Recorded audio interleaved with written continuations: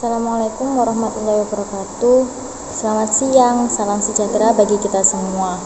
Gimana kabarnya hari ini? Semoga semuanya dalam keadaan sehat ya. Untuk PJJ kali ini silahkan kalian simak dan pelajari apa yang ibu jelaskan dalam video ini.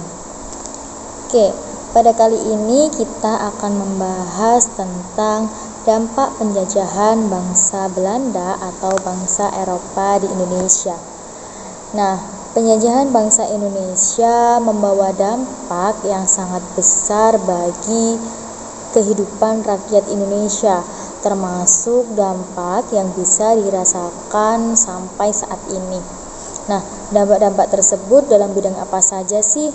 Dampak yang bisa dirasakan dalam bidang politik, ekonomi, sosial, dan budaya. Nah, dampak-dampak tersebut masih dapat kita rasakan hingga saat ini. Oke, yang pertama kita akan membahas mengenai dampak politik. Dampak politik itu berkaitan dengan apa sih? Dampak politik berkaitan dengan sistem pemerintahan. Nah, sebelum datangnya bangsa Barat ke Indonesia, bangsa ini menganut sistem pemerintahan apa? Ada yang tahu nggak? Bangsa Indonesia menganut sistem pemerintahan kerajaan. Nah, sistem pemerintahan kerajaan ini dipimpin oleh raja atau sultan dan orang kepercayaannya pada saat itu. Nah, setelah datangnya bangsa Barat ke Indonesia, akhirnya sistem kerajaan digantikan dengan sistem pemerintahan kolonial. Nah, sistem pemerintahan yang diterapkan di Indonesia pada masa kolonial itu sangat menindas bangsa Indonesia. Pada saat itu, pemerintah kolonial membagi 3 bentuk pemerintahan. Yang pertama ada Zelfbestuur, yang kedua ada Binnenlandbestuur, dan yang ketiga ada Pangrechtpraja.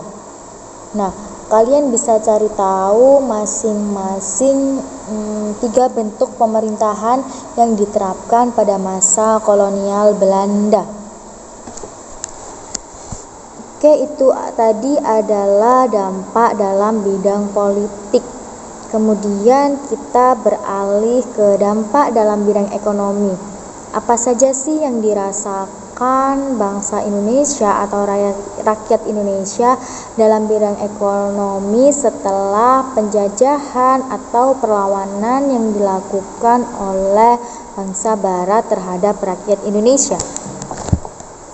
Berbicara mengenai dampak ekonomi, penjajahan bangsa Eropa atau bangsa Barat memberikan dampak dalam bidang ekonomi. Misalnya yang pertama, sebelum datangnya bangsa Barat, masyarakat Indonesia itu belum mengenal jenis tanaman baru. Akan tetapi setelah datangnya bangsa Barat ke Indonesia, masyarakat Indonesia itu mulai mengenal jenis-jenis tanaman baru yang laku di pasaran pada saat itu. Contohnya apa? Contohnya misalnya ada teh, ada kopi, dan tanaman-tanaman lain yang laku di pasaran pada saat itu sehingga meningkatkan pertumbuhan ekonomi pada saat itu. Kemudian selain mengenal jenis tanaman baru, masyarakat Indonesia juga mengenal sistem upah dengan uang. Yang sebelumnya masyarakat Indonesia itu mengenal sistem barter. Nah, sistem barter itu apa sih? Sistem barter adalah sistem pertukaran barang. Nah, setelah bangsa Barat datang ke Indonesia, masyarakat Indonesia mulai mengenal sistem upah, sistem gaji, atau sistem jual beli dengan uang. Kemudian ada apa lagi dalam bidang ekonomi? Dampak dalam bidang ekonomi yang ketiga adalah sistem sewa tanah dan aturannya yang masih bisa dipakai hingga saat ini. Kemudian ada apa lagi dalam bidang ekonomi itu? Misalnya kalian tahu nggak pembangunan jalan yang dilakukan oleh Dendels? Nah, itu jalan apa? Jalan Anyar sampai dengan Jalan Panarukan. Nah, pembangunan jalan tersebut menurut kalian menguntungkan atau merugikan rakyat atau bangsa Indonesia? Pembangunan jalan tersebut menguntungkan atau merugikan? Nah, jawaban kalian Ibu tunggu tentang apakah pembangunan jalan Anyer hingga Panarukan itu menguntungkan ataukah merugikan rakyat Indonesia. Berikan pendapat kalian. Oke, itu tadi adalah dampak dalam bidang ekonomi. Kemudian kita beralih ke dampak dalam bidang sosial. Dampak dalam bidang sosial ini terdiri dari beberapa aspek. Yang pertama ada stratifikasi sosial, yang kedua ada pendidikan, dan yang ketiga ada agama. Kita berbicara yang stratifikasi sosial terlebih dahulu ya. Oke, stratifikasi sosial. Apa yang kalian ketahui tentang stratifikasi sosial? Nah, stratifikasi itu dapat diartikan sebagai pembagian kelas atau kasta sosial pada saat itu. Nah, pada pemerintahan kolonial, stratifikasi sosial itu dibagi menjadi 3. Golongan Eropa yang menduduki stratifikasi atau tingkatan sosial tertinggi adalah golongan Eropa. Golongan Eropa itu siapa aja sih? Golongan Eropa itu termasuk bangsa Belanda, bangsa Inggris, dan sebagainya. Kemudian yang menduduki kasta kedua, siapa yang menduduki kasta kedua? Yang menduduki kasta kedua adalah golongan orang-orang timur asing. Nah, golongan orang timur asing itu siapa aja? Yang termasuk dalam golongan orang timur asing itu ada orang Cina, orang India, orang Tiongkok. Nah, mereka ini di Indonesia pada saat itu melakukan perdagangan. Mereka menduduki kasta kedua di bawah golongan Eropa. Kemudian golongan yang ketiga, siapa yang termasuk golongan ketiga? Golongan ketiga atau kasta paling bawah diduduki oleh golongan pribumi. Siapa yang dimaksud dengan golongan pribumi ini? Golongan pribumi adalah orang-orang Indonesia pada saat itu. Nah, sekarang Ibu tanya, kita kan pribumi itu kan orang-orang Indonesia yang memiliki negara ini. Nah, orang Indonesia yang notabene yang memiliki negara ini, kenapa kok bisa menduduki kasta terendah pada saat itu? Oke, berikan pendapat kalian ya. Oke, itu adalah tentang stratifikasi sosial. Ingat, stratifikasi sosial diduduki oleh yang pertama kasta tertinggi golongan Eropa, kemudian kasta kedua diduduki oleh golongan orang-orang timur asing, dan kasta ketiga atau kasta yang paling bawah diduduki oleh golongan pribumi. Nah, itu adalah stratifikasi sosial dalam bidang sosial. Kemudian kita bahas yang kedua adalah pendidikan. Kapan pendidikan mulai ada di Indonesia? Pendidikan ada pertama kali itu bisa dikatakan dibawa oleh bangsa Portugis yang masuk ke Indonesia. Nah, saat itu masuknya pendidikan ke Indonesia bersamaan dengan masuk dan berkembangnya agama Kristen di Indonesia yang dibawa oleh bangsa Portugis. Saat itu terdapat beberapa pendirian sekolah yang salah satu tujuannya adalah untuk menyebarkan agama. Kemudian, apakah pada masa kolonial itu pendidikan masih terus berlanjut? Ya, pendidikan masih terus berlanjut. Akan tetapi, apakah semua orang bisa sekolah pada saat itu? Tidak, yang bisa sekolah pada saat itu bisa dikatakan hanya orang-orang tertentu. Misalnya orang-orang bangsawan, anak-anak Belanda, siapa lagi ya? Intinya yang menduduki kasta tertinggi. Golongan pribumi tidak semuanya bisa sekolah.